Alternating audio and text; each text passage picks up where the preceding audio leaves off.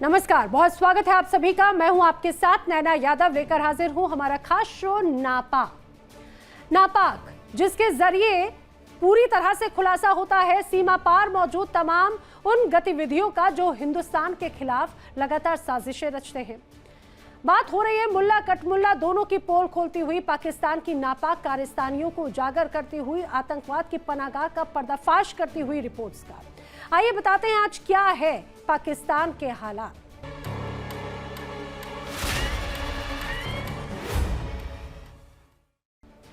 PoK, जो इस्लामाबाद की कठपुतली सरकार और मुल्ला मुनीर के जनरलों का सीधे सीधे टारगेट बन चुका है। अब यहां पर पोल खोल नाटक बेनकाब हुआ। लोकतंत्र का ढोंग रचकर कराए गए चुनावों को पीओके की स्वाभिमानी जनता ने सिरे से खारिज कर दिया। बाग और मुजफ्फराबाद से जो तस्वीरें सामने आई, कई पोलिंग बूथों पर दिन भर में एक भी वोट नहीं पड़ा, यानी कि 0 वोट। चुनाव अधिकारी दिन भर मक्खियां मारते रहे, बैलेट बॉक्स खाली पड़े रहे, सुरक्षा बल सूनी सड़कों को निहारते रहे। शहबाज शरीफ और रावलपिंडी के हुक्मरानों के मुंह पर पड़े इस करारे तमाचे ने यह साबित कर दिया कि पीओके की आवाम को पाकिस्तानी सेना का जुल्म, फर्जी चुनाव कतई मंजूर नहीं है। देखिए महाबहिष्कार पर खास रिपोर्ट।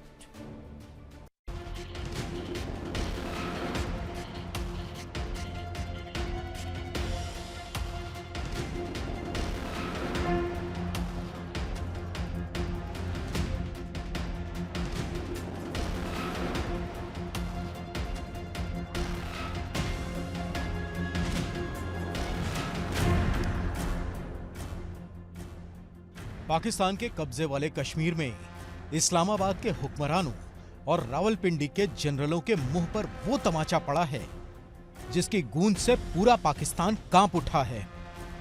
लोकतंत्र का ढोंग रचने वाले शहबाज शरीफ और मुल्ला मुनीर ने सोचा था कि वो पीओके में चुनाव का नाटक करके दुनिया की आंखों में धूल झोंक देंगे, लेकिन पीओके की आवाम ने वो कर दिखाया जिसने पाकिस्तानी सेना की चौधराहट का जनाजा निकाल दिया।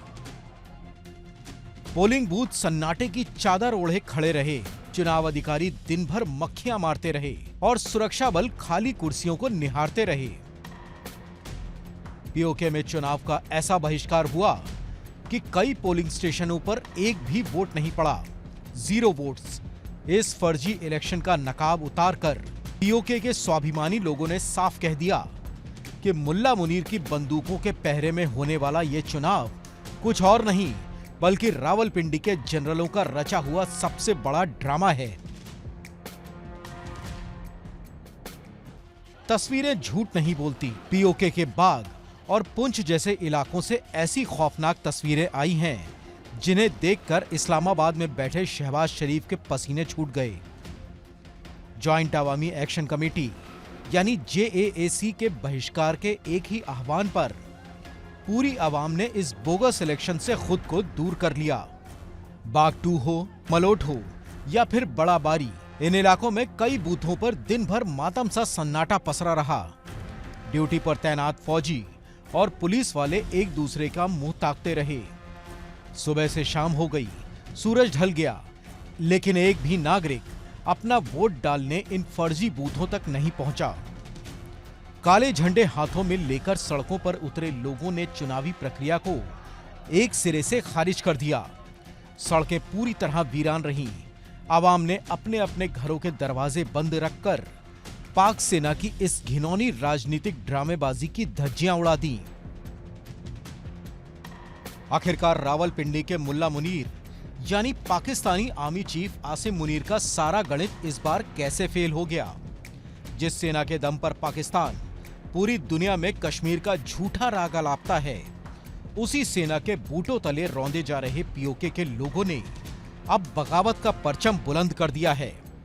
शहबाज शरीफ की कठपुतली सरकार सोच रही थी कि धांधली और सेना के पहरे के दम पर जीत का जश्न मना लेंगे, लेकिन आवाम के इस महाबहिष्कार ने मुल्ला मुनीर की पूरी गणित को मिट्टी में मिला दिया। भीख का कटोरा लेकर दुनिया भर में घूमने वाले शहबाज शरीफ अब दुनिया को क्या मुंह दिखाएंगे जब उनके अपने अवैध कब्जे वाले क्षेत्र की आवाम ही उन्हें और उनकी कठपुतली व्यवस्था को नकार चुकी है। पीओके के लोगों ने चिल्ला चिल्लाकर पूरी दुनिया को बता दिया है उनके लिए एक औपनिवेशिक अत्याचार से ज्यादा कुछ नहीं। जरा सोचिए, जिन चुनावी अधिकारियों को लोकतंत्र का नाटक कराने के लिए भेजा गया था, उनकी क्या दुर्गति हुई। भारी भरकम सुरक्षा अमले के साथ आए पोलिंग स्टाफ को दिन भर कोई काम नहीं मिला। जांच किए गए 9 बूथों में से कम 3 बूथों पर तो खाता तक नहीं खुला। बैलेट बॉक्स खाली पड़े रहे, कागजात धूल चाटते रहे और पुलिस वाले खाली सड़कों को निहारते रहे। पीओके की जनता का ये सबसे प्रचंड विरोध था। उन्होंने बंदूक का जवाब गोली से नहीं, बल्कि वोटिंग के बहिष्कार करके दिया। उन्होंने पाकिस्तान के उस झूठे नैरेटिव की धज्जियां उड़ा दी जिसमें दावा किया जाता था कि पीओके के लोग इस्लामाबाद के साथ हैं। इस जीरो वोट ने साबित कर दिया कि पीओके का बच्चा बच्चा पाकिस्तानी हुकूमत और उसकी सेना के अवैध कब्जे से आजादी चाहता है। ना बजट के अंदर तो टैक्सेस बढ़े ही हैं, लोगों को कुछ रिलीफ नहीं मिले, खाने के लाले पड़ गए, लोगों को भीख मांग रहे लोग। तो बोलो अल्लाह माफ करे कि ये लोग वक्त भूल गए हैं। देखो, सबने जाना है, मरना सबने है। अगर ये लोग सोचे ना कि हमने मरना है तो खुदा की कसम ये कभी इतना महंगाई नहीं करेगा, कभी इतनी इनकी सोच कभी ऐसे नहीं होगी। जिस तरीके से ये सोचते हैं ना, जिस तरीके से सोचते हैं कि इतनी महंगाई करो, इतने आवाम को परेशान करो, तो खुदा के बंदो अल्लाह के कहर से डरो, अल्लाह के अजाब से डरो।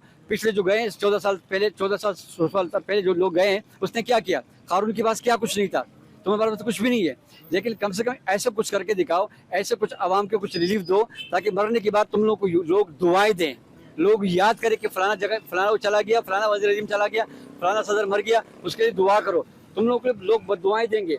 जिस तरीके से तुम लोग महंगाई करो, हर चेहरा परेशान है। आप देखो ना, यहाँ पूरा घूमे, हर बंदा मुरझाया हुआ है टेंशन से, महंगाई से। घर में जाओ तो लाइट नहीं है, सुबह हो तो लाइट नहीं है। गरीब आदमी के लिए बहुत कुछ कर सकते हैं, लेकिन ये करना नहीं चाह रहे। आवाम को मजीद परेशान करना चाहते। 2 दिन से आवाम तो परेशान है, वैसे महंगाई से परेशान है। अब जगह देखे तो जगह रोड कड़े में। अब चिंची वाला अपना पैसे मांग रहे हैं, बाइक वाला अपना पैसे मांग रहे हैं, तो कहाँ से देंगे? अब वो 400 में बंदा आता, कहाँ से लाएगा 400 रुपये? 500 रुपये कहाँ से लाएगा? जो डेली कमाने वाला 500 रुपये कमाएगा, वो किराया खर्च करेगा या घर में जाके अपने बच्चों पे खर्च करेगा, बिजली बिल देगा या अपना गैस का बिल देगा या पानी का बिल देगा या कोई और काम करेगा या दवाई लेगा। दवाई तो आपको पता है इतनी महंगी हो गई है। आप डॉक्टर के पास जाओ तो कम से कम उसकी फीस भी 1000 रुपये है, और फिर उसको 2000 की वो दवा लिख देता है वो। तो कहाँ से गरीब आदमी पूरा करेगा? तो मैं यही रिक्वेस्ट करूँगा सबसे, जितने भी अपने वफाक में बैठे हुए, जितने सिम में बैठे हुए, तो सरदारी साहब, आप माशाल्लाह इतने अरसा हो गया, आपको भी आप कुछ रिलीफ दो। शहबाज शरीफ साहब, आपको भी रिलीफ दो। इतने अरसे से आप हुकूमत कर रहे हो, तो ऐसे कुछ कर दिखाओ, ऐसे कुछ कर जाओ कि आपको कयामत तक लोग दुआएं दें। बद्दुआ ना दे किसी को, बद्दुआ बहुत बुरी चीज होती है और बद्दुआ अर्श ला देती है। 45,000 पे 50,000 पे आपका खर्चा है, 40-45,000 50,000। तो आप तो बिल गेट्स हैं, आप तो अमीर तरीन है पाकिस्तान में, आप गरीब थोड़ी हैं। तो क्या 5-4 कर रहा है ना, अगला कैसे गुनाह कर रहा है यार। दोस्त पे लिए 1000 रुपए, किसी ने लिए 2000 रुपए। 3 भाई कमाते हैं जो जाके पूरा होता है। 3 भाई कमाते हैं तो जाके ये खर्चा पूरा होता है। अगर एक कमाए तो कहाँ पूरा होगा? भूख से मरेंगे। ये तो बीमारी का कहीं मेडिसिन भी नहीं ले पाएंगे हम। अभी जो नया बजट है, इसमें आपको लगता है पब्लिक को कुछ मिले या पब्लिक को कुछ नहीं मिले? नहीं मिलेगा, क्या मिलेगा? धक्के खाएंगे, भूख से मरेंगे। ये तो हमारे से पूछो ना, हम किस तरीके से घर चला रहे हैं। एक टाइम का खाना खाते हैं, एक टाइम का नहीं खाते। बाग और मुजफ्फराबाद की वादियों से उठी यह आक्रोश की लहर अब रुकने वाली नहीं है। रावलपिंडी के जीएचक्यू में बैठे जनरल आसिम मुनीर और इस्लामाबाद के पीएम हाउस में बैठे शहबाज शरीफ के लिए ये चेतावनी की घंटी है। पीओके की आवाम ने साबित कर दिया है कि उन्हें पाकिस्तानी सेना का जुल्म और उसकी कठपुतली सरकार कतई मंजूर नहीं है। फर्जी चुनाव, फर्जी वादे और फर्जी तंत्र का सच अब दुनिया के सामने आ चुका है। जीरो वोट का करारा थप्पड़ सिर्फ एक चुनाव का बहिष्कार नहीं, बल्कि पाकिस्तान के अवैध कब्जे के खिलाफ सीधा इनकलाब है।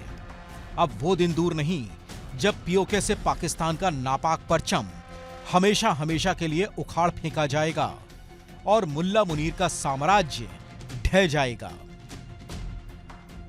Bureau report, India daily 24/7। Pakistan के स्वतंत्रता दिवस पर शहबाज शरीफ के पाले हुए एक और आतंकी चूहे ने बिल से निकलकर भारत के खिलाफ जहर उगला है।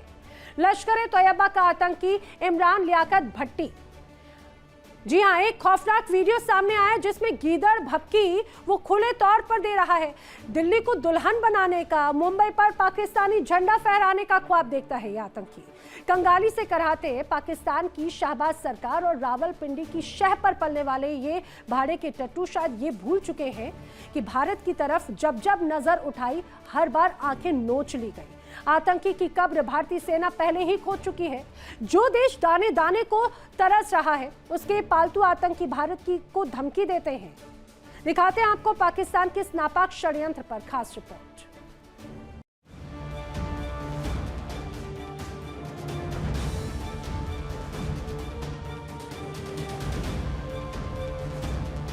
पाकिस्तान के कंगाल हुक्मरानों और रावलपिंडी के मुल्ला मुनीर की छत्र छाया में पल रहे एक और भाड़े के टट्टू ने अपनी औकात से बड़ी बात कह दी।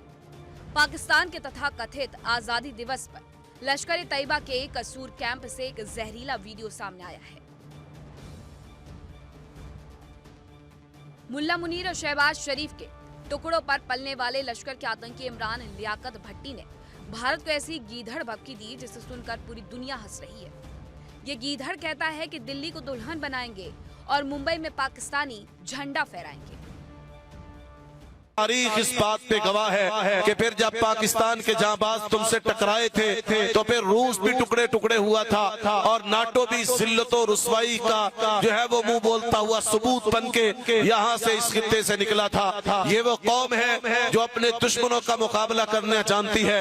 ये वो पाकिस्तान है कि जिसके साथ अल्लाह तबारक व तआला की मदद और नुसरत है। और हम आज यौम आजादी के इस मौका पर हिंदुस्तान को ये पैगाम देना चाहते हैं कि कल जैसे पर्रे सगीर को चीर फाड़ के हिंदुस्तान को फाड़ के उसमें से पाकिस्तान निकाला था, इंशाअल्लाह वो वक्त दूर नहीं है कि कश्मीर को भी आजादी दिलाई जाएगी, गुजरात भी वापस लिया जाएगा, हैदराबाद दक्कन भी वापस लिया जाएगा, तेरी 7 सिस्टर्स भी आजाद होंगी और इंशाअल्लाह दिल्ली को दुल्हन बना के बंबई के ऊपर इंशाअल्लाह पाकिस्तान का झंडा लहराया जाएगा इंशाअल्लाह। जरा इस भिखारी मुल्क के आतंकी की हैसियत देखिए, जिस देश के पास अपनी आवाम को खिलाने के लिए आटा नहीं, जिसकी सरकार पूरी दुनिया में भीख का कटोरा लेकर घूमती है, उसी पाकिस्तान के सेफ हाउस में बैठकर ये आतंकी भारत के टुकड़े करने के सपने देख रहा है। लेकिन इस भट्टी को नहीं मालूम है कि भारत के खिलाफ जहर उगलने वाले हर आतंकी का अंत सिर्फ और सिर्फ 6 फीट गहरी कब्र में ही होता है। आखिर इस भाड़े के टट्टू की इतनी हिम्मत कैसे हुई? इसका सीधा जवाब है पाकिस्तान की सरकार और रावलपिंडी की वर्दी वाला आतंकवाद। पाकिस्तान कोई मुल्क नहीं बल्कि दुनिया की सबसे बड़ी आतंक फैक्ट्री बन चुका है। शहबाज शरीफ की लाचार सरकार हो या मुल्ला आसिम मुनीर, ये सब के सब आतंकवादियों के पालनहार हैं। हाफिज सईद से लेकर मसूद अजहर तक सारे जहन्नुमी चूहे पाकिस्तानी सेना और ISI के सेफ हाउसों में छिपकर अपनी जान की भीख मांगते हैं। इमरान लियाकत भट्टी जैसे किराए के गुर्गों को सिर्फ इसलिए माइक के सामने खड़ा किया जाता है ताकि बदहाल और भूखी पाकिस्तानी जनता का ध्यान उनकी अपनी कंगाली से भटकाया जा सके। मुल्ला मुनीर की सेना खुद तो मैदानी जंग में भारत का सामना कर नहीं सकती, इसीलिए इन पालतू चूहों को आगे करके भौंकने के लिए छोड़ देती है। इस आतंकी भट्टी ने अपने जहरीले भाषण में सिर्फ दिल्ली और मुंबई ही नहीं बल्कि गुजरात, हैदराबाद और भारत के पूर्वोत्तर राज्यों को भी पाकिस्तान में शामिल करने का बेतुका दावा किया है। अफगानिस्तान के खिलाफ भी अपनी भड़ास निकालते हुए ये काफिर का राग अलाप रहा है। लेकिन इस जाहिल आतंकी को ये अंदाजा नहीं है कि भारत की ब्रह्मोस और अग्नि मिसाइलें अगर अपनी पर आ जाएं, तो रावलपिंडी के GHQ से लेकर तेहरान की सरहद तक पाकिस्तान का नक्शा ही बदल जाएगा। पाकिस्तान की यह हकीकत है जहां पर आतंकवादी खुल्लम खुल्ला घूमते हैं और पाकिस्तान की आवाम दर दर को भटकने पर मजबूर है। लेकिन पाकिस्तान की सेना और सरकार को कोई फर्क नहीं पड़ता। वहां पर मौजूद लोगों की आवाज जिस तरीके से पूरा संसार सुन रहा है, लेकिन पाकिस्तान के जो तमाम हुक्मरान हैं, मजाल है कि उनकी कान पर जू भी रेंग गई हो। यही तो वजह है कि वहां की जनता आवाज बुलंद कर रही है और पाकिस्तान की सेना और वहां के हुक्मरानों को सिर्फ आतंकियों से प्रेम है। नापाक में फिलहाल इतना ही। देश दुनिया की तमाम बड़ी खबरें इंडिया डेली 24/7 पर आगे भी जारी है। देखिए इंडिया डेली 24/7 अब आपके स्मार्ट टीवी पर। इंडिया डेली मौजूद है सभी डिजिटल प्लेटफॉर्म पर लाइव और लगातार। इंडिया डेली 24/7 हर दिन राष्ट्र को समर्पित।